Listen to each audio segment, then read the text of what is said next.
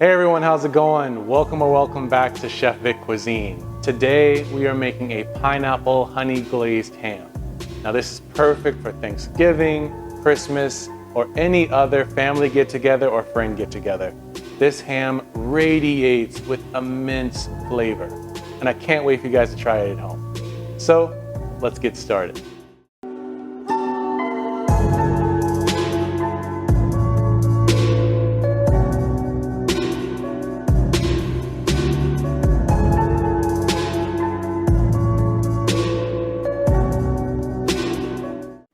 All right, so to get things started, we're gonna create the basting liquid for this ham. And for that, we're gonna need 12 ounces of pineapple juice that you can reserve from two 20-ounce cans of pineapple slices, which we're gonna use later on in this recipe. We wanna follow that up by adding about 2 ounces of reserved juice from a maraschino cherry jar, 1 cup of packed light brown sugar, 2 tablespoons of apple cider vinegar, 1 teaspoon of ground cinnamon, half a teaspoon of ground cloves, and half a cup of honey. You want to stir all these ingredients together over low heat, or 225 degrees Fahrenheit or 107 degrees Celsius. And just keep stirring it until all the dry ingredients have dissolved into the liquid. And this creates the base for the ham. Really quick, I just wanted to say how much I appreciate all of your support, and the best way to show it on this channel is by smashing that like button for me. It really helps boost this video's performance in the algorithm so that more people can see this recipe. And if you haven't done so already, make sure you smash that subscribe button too, and click the bell icon to be notified when my next video drops. And stay tuned until the end of this video for a sneak peek of the recipe coming next week.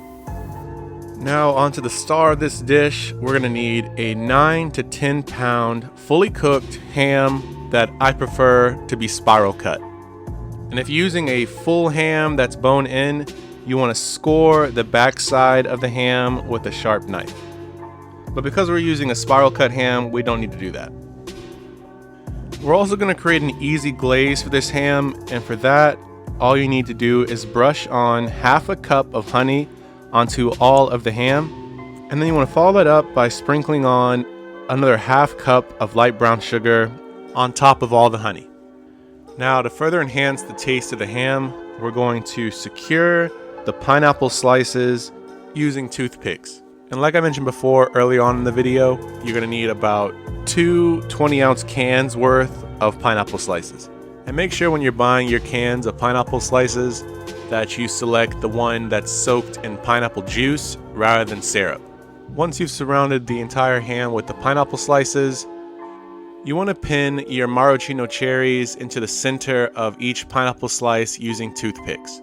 And a 10-ounce jar of these cherries should be enough for this recipe. And for an extra kick of flavor, we're also going to insert some whole cloves into the ham as well as into the pineapple slices to allow that flavor to soak into the ham while it cooks. Now, you should have placed your ham into a large roasting pan prior to adding all these ingredients. But once you've added all your pineapple slices, cherries, and cloves, you want to pour on your basting liquid over the ham, allowing it to coat between the spiral cuts as well. So pour it slowly to allow the basting liquid to flow freely throughout each nook and cranny of the ham. Now you want to gently cover your ham with aluminum foil. And turn your oven on to 325 degrees Fahrenheit or 163 degrees Celsius. And we're going to bake this ham depending on its size. So we need 10 minutes per pound. So if it's a 10-pound ham like I'm using, you're going to bake this for a total of 1 hour and 40 minutes. And because we're already using a fully cooked ham, all you're really doing is heating it through again. And so to make sure that our ham doesn't dry out, we're going to baste the ham every 20 to 30 minutes to ensure the ham remains moist or juicy for those of you that hate the word moist. And in the last 30 minutes of your baking process, you want to baste the ham twice, or this time every 15 minutes. And now that the time is up, you want to remove the ham from the oven carefully and allow it to rest for at least 30 minutes. And while that's resting, we're going to take the flavor of this ham to the next level by turning our basting liquid into a delicious syrup or dipping sauce for the ham.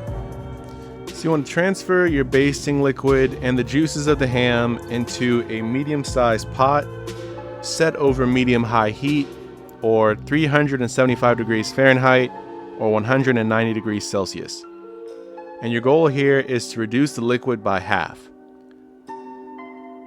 Paying attention to any fat that floats to the top, your goal here is to skim away all of that, and this entire process should take about 15 minutes at this heat. And because we're cooking this at such a high heat, we're cooking away any harmful bacteria that you find when you work with meat. Now, when you're ready to serve your ham, I like removing the pineapple slices and the cherries from the first slice of the ham for presentation purposes, but don't throw those away. These are great accompaniments for this pineapple honey glazed ham. And for final touches, you want to drizzle your reduced syrup all over your ham, and it's ready to be served and enjoyed. And just like that, you've created a gold star recipe for the holiday season.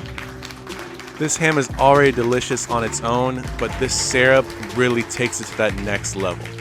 And just another tip for this recipe, if you're using a full ham with the bone in, you want to cook this for 15 to 18 minutes per pound instead.